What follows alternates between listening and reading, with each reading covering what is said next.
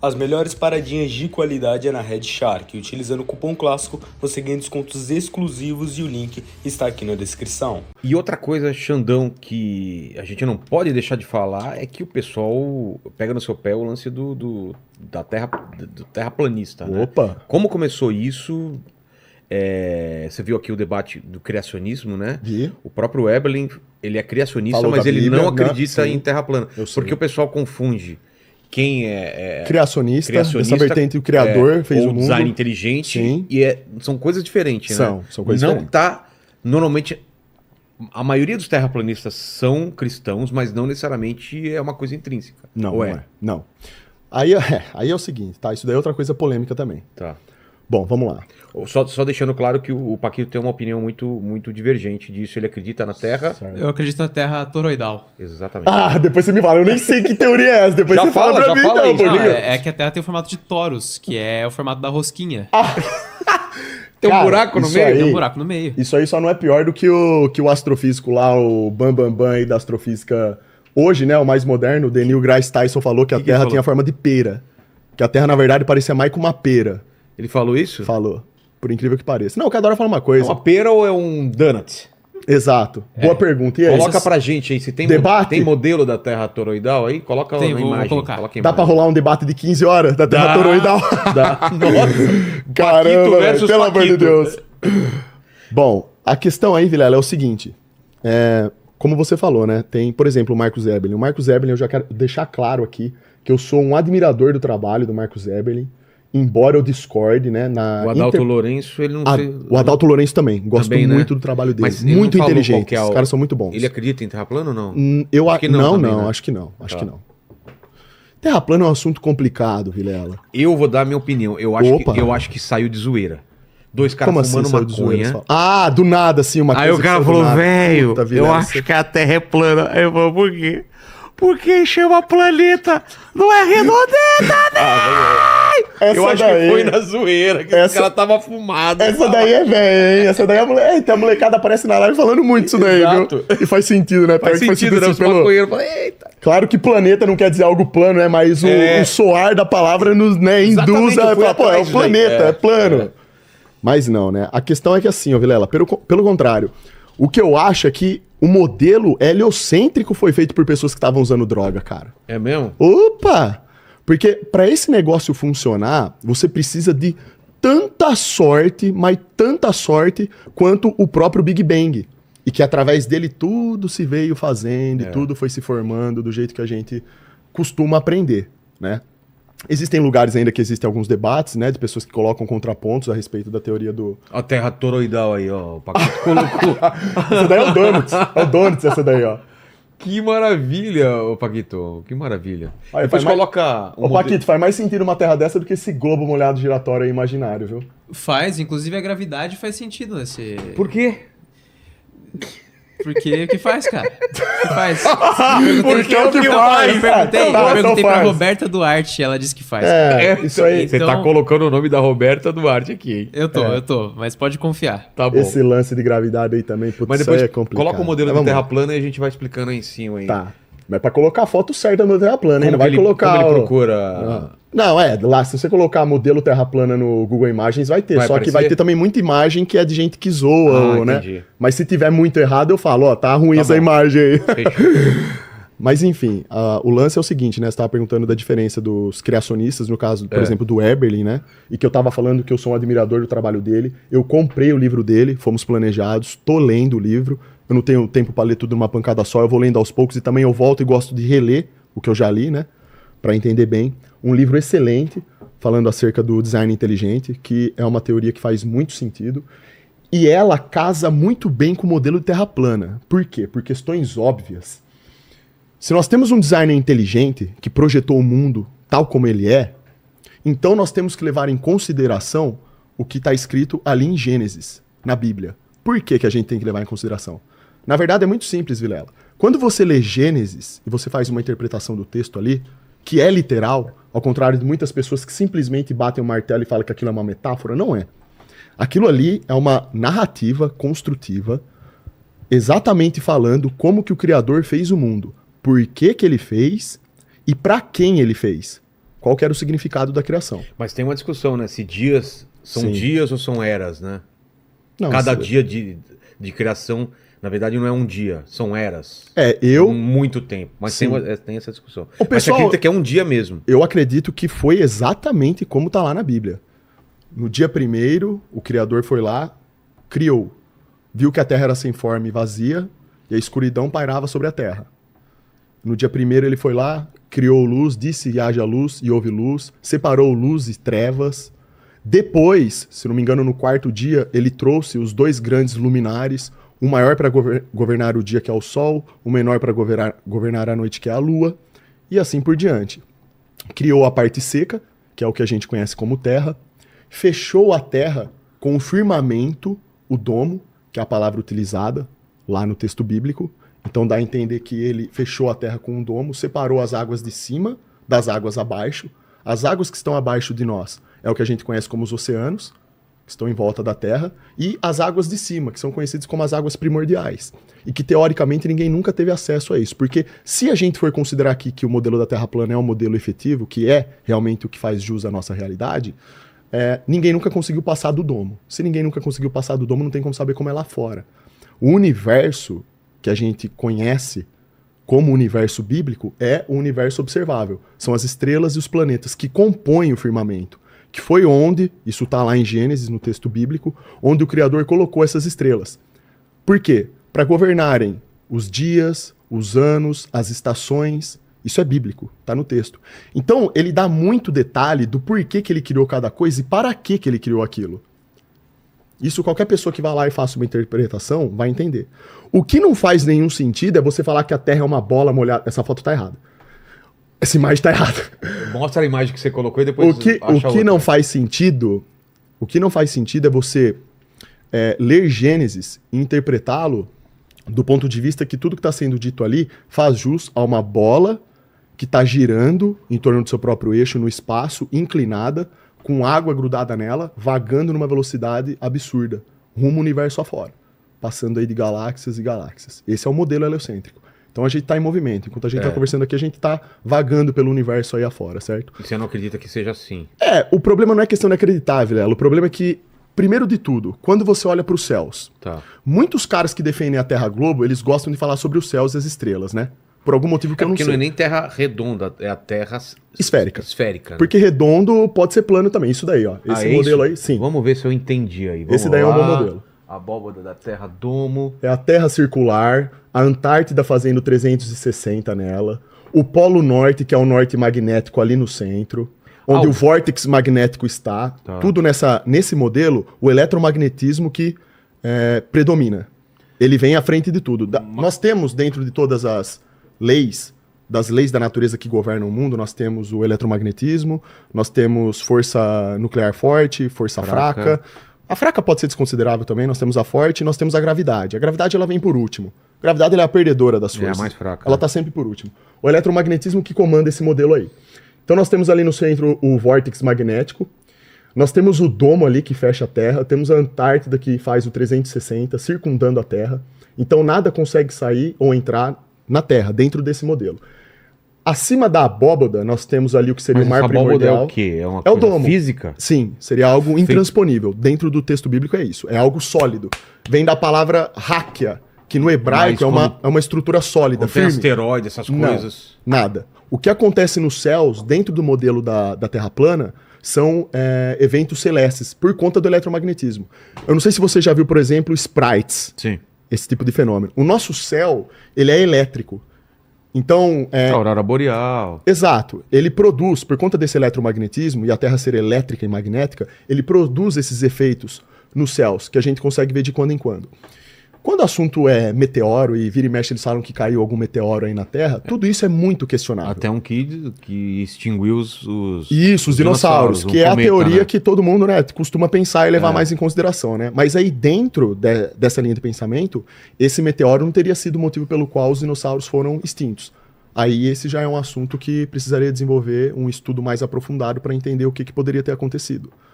Mas dentro do modelo da Terra plana, como nada entra e sai da Terra, a questão do meteoro não entra em linha de conta ali. Não seria entrada em linha de conta. Essa questão de dinossauros também é uma questão polêmica, porque dentro do próprio debate do criacionismo contra a ciência naturalista tem essa polêmica dos dinossauros, Sim. né? O Eberlin, por exemplo, disse que os dinossauros são mais mais novos do que a recentes, gente pensa. E não é que ele disse, as evidências que ele apresenta, que ele disse que foram coletadas, né? Ter sido mole, encontrado em... Isso daí o Pirula explicou aqui quando veio, né? Por que é isso?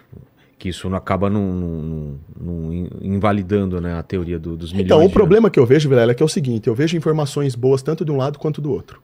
Ok, legal. Só que, na hora de provar alguma coisa, isso não surge. Esse que é o problema. Então, o que eu vejo, quando eu pego de maneira... Não, mas a gente tem inúmeros cientistas e estudiosos que vêm provando que a Terra é redonda há muito tempo. Então, mas aí tem que ter um complô de todos eles, cara? É isso que você acha? Mas é aí que tá o erro. Não é que a gente tem um monte de cientista falando provando, aliás, que a Terra é um globo. A NASA e outras... Não é só a NASA, né? É a russa, Sim, é a chinesa. as agências espaciais. Todo mundo manda a gente lá pra fora. Todo mundo tá num complô, cara. Mas isso aí... que eu acho difícil de... Então, só que o problema, velho, dentro dessa linha de raciocínio sua que foi muito boa de você ter apresentado, é o seguinte... Se todos eles estão fazendo as mesmas coisas e todos buscam pelo progresso espacial, por que só o homem americano, por exemplo, pisou na Lua e nenhum mais repetiu esse feito? Por que em 1969, apenas o homem americano, que vinha perdendo a corrida espacial... Para os russos... Perdia de lavada, eles estavam muito à frente deles. Total. Como que do nada o homem americano vai lá e monopoliza a Lua? Porque lá é um monopólio dos Estados Unidos. Qualquer outra agência espacial hoje, se a gente for levar em consideração que essa narrativa de que a tecnologia que é desenvolvida hoje é muito superior à da década de 69, e realmente seria muito fácil ter até turismo para a Lua hoje em dia. Isso já era para estar acontecendo. Não faz o menor sentido a NASA dizer para nós que perderam a tecnologia. Isso não se perde, isso é algo muito sério. Isso é algo que marcou a história do mundo. Falou que perdeu tecnologia, como assim? Opa, eles já falaram. Falaram que não conseguiam reproduzir a mesma tecnologia que foi feita lá e por conta disso não conseguiriam voltar para a Lua agora. Vamos voltar, né? Agora vamos voltar. Agora eles dizem, mas é sempre assim, porque a NASA, na verdade, eles estão falando que vão voltar para a Lua já faz muito tempo. 2010 falaram que ia voltar, em 2020 falaram que ia voltar, agora estão falando em 2025 vão para Marte. Então eles vão procrastinando e vão sempre falando, ó, a gente vai voltar. Mas quando a gente acompanha um mero lançamento de foguete, por exemplo, a gente vê os N problemas que acontecem diante disso e o foguete, ele consegue subir ali numa faixa de pouco mais de 100 km de altitude. Quando o foguete consegue subir muito, já é muito, é considerado muito para ele. Quando a gente observa o cenário de lançamentos de foguete, a gente percebe que tem N problemas envolvidos ali e que não permitem que o ser humano vá para muito longe quando o assunto é lá em cima. E isso, parando para pensar de maneira lógica, faz sentido por quê? Se mais de 90% dos oceanos que estão aqui na Terra, que são perfeitamente acessíveis ao homem, não foram explorados e ninguém conhece, por que diabos o ser humano tem tanto domínio sobre o espaço, que é um ambiente infinitamente mais hostil do que o próprio oceano? Por conta de toda a radiação que existe. Nós temos o cinturão de Van Allen, por exemplo. Agora, olha como que a coisa fica interessante. O cinturão de Van Allen, ele fica mais ou menos a partir de 150 quilômetros de altitude. Existe esse cinturão, eu não tenho certeza se é 150 km de altitude, é uma distância bem alta em altitude. Mas existe o cinturão e é uma radiação muito poderosa. Essa radiação, ela corrói chumbo, qualquer tipo de material muito forte, né, que tem na roupa dos astronautas, que eles dizem que tem, né? Ele consegue adentrar nisso e afetar suas células. Aquilo ali, ele destrói o seu corpo, tem a capacidade de destruir mesmo. Quando os astronautas foram questionados durante uma entrevista que eles estavam dando por um jornalista que questionava eles constantemente sobre a ida à Lua, porque o jornalista, ele dizia que tinha fontes, ele tinha imagens para provar que a ida à Lua havia sido uma farsa, que dava para ver que aquilo foi gravado num estúdio, né? E esse mesmo jornalista, ele fez uma coisa interessante, ele foi na casa de cada astronauta que supostamente foi à Lua, ele foi com uma Bíblia. E ele pediu para esses caras colocarem a mão sobre a Bíblia e jurarem perante a palavra do Criador que eles haviam pisado na Lua e caminhado lá. E aí? Nenhum fez. Para! O último astronauta... Para! Eu tenho como mostrar isso. Canal do Inteligentista, para quem quiser ver, os astronautas fugindo Sério? da Bíblia. É sério, é vergonhoso. Sabe o que é aquilo? Sabe aquele vídeo lá do... Como que chama aquela mulher que fugiu da jornalista? Ela, senhora! É aquilo. É vergonhoso. Na hora de jurar, os caras não colocaram a mão. Teve astronauta que agrediu ele. Nossa. E que ameaçou ele de morte. Tá lá gravado isso. Ele entrou na casa do astronauta. Eu não vou lembrar do nome de todos agora, porque ele foi de um em um. Então eu não lembro exatamente a sequência agora. Coloca nos comentários aí, se vocês tiverem links sobre Mas isso. dá que pra prove ver. ou que não prove, né? E aliás, eu vou recomendar aqui, não sei se é do interesse seu, mas vou só recomendar. Claro. O canal do Inteligentista. Vocês poderiam facilmente chamar esse cara para vir aqui participar de um podcast.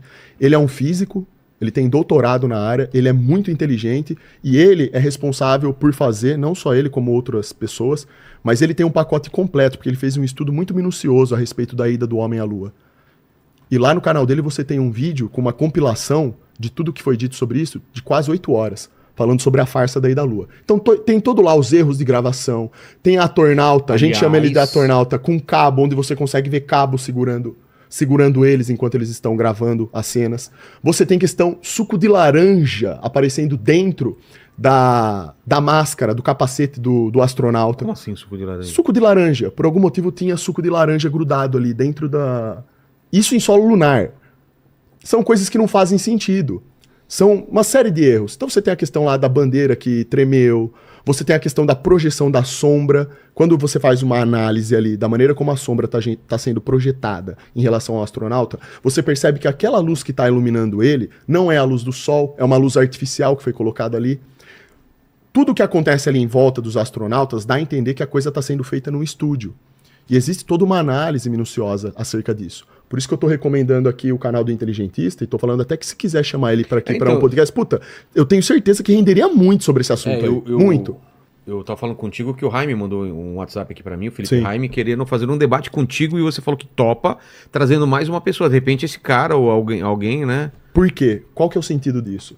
Se for para fazer um debate, eu venho acompanhando esse assunto há muito tempo, Vilela. Eu vejo os comentários que as pessoas fazem na internet acerca de Terra plana. A maior parte dos comentários é apenas no sentido de desmerecer o modelo. Entendi. Tem caras que talvez até tenham estudado o modelo, mas por algum motivo eles não querem levar a sério e agir de maneira honesta sobre o que está lá no modelo. Se eu vou falar que o modelo não funciona, eu tenho que ser legítimo com o modelo. Eu não posso deturpá-lo, eu não posso desmerecê-lo. Ciência é isso. É o debate assim, é a ideia livre. Um modelo contra outro modelo. Que vença o melhor. Aquele que trouxer mais evidências, e era disso que eu ia falar com você, né? Que você falou que as agências espaciais, alguns cientistas provam, né, que a Terra é um globo, e não é bem assim. Então, o modelo que traz as melhores evidências vence o debate. Para poder fazer um debate top sobre esse assunto, como ele envolve diversas questões, se a gente fizesse um debate no 1v1, uma pessoa contra uma outra pessoa, vai faltar muita informação. Eu acho que 2 contra 2 eu acho que é o ideal, né? Você é um especialista, dúvida, o Jaime sem mais um dúvida. outro especialista de outra área, né? Porque aí uma ideia complementa a outra, o debate engrandece. Porque daí a gente vai ter pessoas que estão interessadas em falar sobre o modelo mesmo. Em tentar trazer evidências, né, mostrar o que faz sentido e o que não faz. Aí o debate é legal, porque o que eu vejo na maioria das vezes é que, primeiro, ninguém nunca fez um debate com um terraplanista de verdade contra um terraglobista. Isso eu nunca vi na internet até hoje. Então, me falaram é porque os terraplanistas não topam, né? Então, até agora eu não vi. Não sei se é verdade, se eles não topam. Eu não sei quem que eles chamaram também, porque de quando em quando aparecem pessoas aí que falam que estuda o modelo da Terra plana, mas é um cara que nem gente nunca viu, não sabe se ele realmente estuda, não dá pra saber. Exato. Certo? Mas então o que eu quero dizer é o seguinte, tem que ser feito de modo legítimo. Porque eu não quero, Vilela, eu não aguento mais ver mentira sobre tudo isso daí, cara. Os caras falam que a gente vive numa bola molhada giratória, só que eles não trazem evidências pra provar isso. Onde tá a curvatura, Vilela? Tem aquele lance famoso do navio. Meus pais moram em Santos, a gente mora num apartamento bem alto. Você vê que o navio vai aparecendo o mastro primeiro e tudo mais. Opa, como você explicaria tem uma isso? explicação bem simples para isso, Vilela. É a explicação natural da ciência. O que acontece, Vilela? Os nossos olhos, eles exercem um limite de visão, certo? Eu não sei se provavelmente você já presenciou isso, mas talvez você não tenha se tocado na hora. Quando você está num carro e você está dirigindo numa estrada em linha reta, ela é reta, você sabe. Ela vai bem longe até o final. Tem um carro na sua frente, esse carro está mais rápido. À medida que ele vai se distanciando de você, ele vai ficando menor. Sim. Quando ele chega muito lá na frente, mesmo estando numa estrada reta, vai chegar num ponto onde ele vai ficar tão pequeno, você vai parar de enxergá-lo. E a base desse objeto, por conta de efeitos de refração atmosférica, que é o desvio da luz que ocorre em relação aos nossos olhos, quando estamos observando alguma coisa que está muito longe de nós, faz com que a base desse carro primeiro suma, e depois o carro acaba sumindo por completo. Isso se chama refração em perspectiva. Então o que acontece? O cara tá numa estrada reta, você sabe, só que você vê a base dele sumindo primeiro. Às vezes quando a gente até olha para a estrada assim, a gente tá num dia que tá muito calor sendo produzido, a gente percebe que parece até que a estrada tá meio molhada e aquilo distorce a nossa... Fata Morgana chama isso. Isso, exatamente, que reproduz aquela imagem. A segunda imagem que Aquela sobe. distorção também que tem. Exato. Então, todas essas distorções atmosféricas, elas alicerçado a nossa perspectiva natural de visão, que a tendência é quando nós Mas fizeram, se não me engano, no deserto da Bolívia, lá do Salar de Uyuni, né? Uyuni, né? Que é muito grande lá, e colocavam um mastro a muita distância com um binóculo, e o cara, para bater a mesma coisa, tinha que subir o mastro, porque tinha já a curvatura, começava a pegar a curvatura. Você viu isso daí, né? Eu cheguei a ver, só que o problema, Vilela, é que é o seguinte, do mesmo jeito que nós temos testes de curvatura, onde os caras falam que a coisa está sendo encoberta por conta da curvatura, nós temos N testes de navios, cidades, qualquer tipo de objeto sendo observado a 30, 40, 100 quilômetros de distância. E não há nada, absolutamente nada, que explique isso. Não tem como um objeto ser observado nessa distância. A curvatura já deveria ser imensa. Porque existe um cálculo geométrico para a curvatura, dentro do modelo do globo eu estou falando. No modelo do globo eles dizem que a cada 5 quilômetros em linha horizontal nós já começamos a ter uma queda de curvatura. Existe até uma tabela que faz esse cálculo, que já tem o cálculo lá mostrando isso. Então, em 5 km você tem uma queda. 10 km vai ter outra queda. 15, 20, 25, 30, Isso é uma teoria, se a gente estiver num lugar alto, a gente vê o Everest de tudo, qualquer parte do mundo, Não né? por conta da nossa perspectiva. A densidade do ar atmosférico não permite que a gente veja. Vou te dar um exemplo. Se você for na praia fazer um teste de curvatura, uma ilha, por exemplo, muitas vezes a ilha ela é ocultada por conta que a gente está num dia nublado, choveu, e o ar, por conta das moléculas mudarem a sua forma e ter mais densidade em torno daquele objeto, nós não conseguimos ver o objeto, mas ele está ali. Quando você vai fazer um teste de curvatura, e por isso que eles dizem que você precisa fazer num dia ensolarado. E não é só um dia de teste que você tem que fazer. Se você vai fazer um teste de curvatura, você tem que fazer durante vários dias. Sempre tentando pegar as mesmas condições específicas de tempo para tentar confirmar se aquilo realmente está acontecendo daquela forma. Fazer a coisa bem redundante, entender bem como é que funciona. Eu não entendo é a Lua e o Sol como ficam eles estão fora do domo ou dentro Não, ali do no domo? caso eles estão dentro do domo. E eles se movimentam de maneira circular acima Então de o Sol nós. não é do tamanho que é na real, então o Sol é bem pequeno. Sim, no modelo da Terra plana, o Sol ele não tem 1 milhão de vezes o tamanho da Terra e ele não está a 150 milhões de quilômetros de distância. Coisas que não tem como você provar no modelo do globo. Ninguém nunca estendeu uma fita até o Sol e conseguiu medir a distância dele da Terra. Eles dizem que um cálculo feito pela NASA nos dá essa distância. Só que é uma distância absurdamente grande. E eu fico me perguntando qual que é esse cálculo, como que eles fizeram para, de maneira precisa, dizer que o Sol está nessa distância. Isso daí também é uma coisa que não surge. É uma coisa que faz parte do modelo deles. Eles dizem que o Sol tem esse tamanho e que está nessa distância. No modelo da Terra plana, o Sol ele é bem menor do que a Terra e ele está muito mais próximo. Ele está abaixo aqui do nosso firmamento. E eles que rodam, não é a Terra que roda? Não, a Terra está parada, quietinha. É tipo uma pizza com Exato. um negócio... É quando eu falei no Flow que era uma pizza, a turma que não tá habituada, eles fazem até piada, né? Mas é realmente... É porque a borda... a borda ali, ó, você vê que tem a forma de uma pizza, ou de um prato, É né? uma borda Seja lá o que recheada, você inclusive, sem ser catupiry, é gelo lá. Exatamente.